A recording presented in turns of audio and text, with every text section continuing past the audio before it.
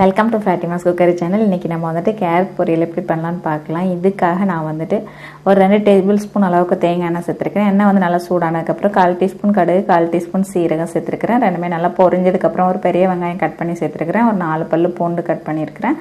அப்புறம் வந்து 2 காஞ்ச மிளகா உடச்சி சேர்த்துருக்கிறேன். கொஞ்சம் கருவேப்பிலை இதையும் சேர்த்து நல்லா வதக்கி விட்டுறலாம். ஒரு நிமிஷம் வதக்கிட்டு நம்ம வந்து ஒரு 1/4 டீஸ்பூன் அளவுக்கு பெருங்காயம், 1/4 டீஸ்பூன் அளவுக்கு மஞ்சள் பொடி சேர்த்து மறுபடியும் ஒரு அரை நிமிஷம் நல்லா வதக்கி விட்டுறலாம். வதக்கி விட்டதுக்கப்புறம் ஒரு கப் அளவுக்கு வந்துட்டு கேரட் வந்து அந்த பொடியை கட் பண்ணி வச்சுருக்கிறேன், அதையும் சேர்த்துக்கலாம். அதை சேர்த்துட்டு ஒரு நிமிஷம் மட்டும் நல்லா வதக்கி விட்டுட்டு அது கூடவே வந்துட்டு ஒரு கப் அளவுக்கு வந்துட்டு நல்லா முளைக்கட்டி எடுத்தேன் பச்சை பயிறு எடுத்துருக்கிறேன், சிறுபயிறு.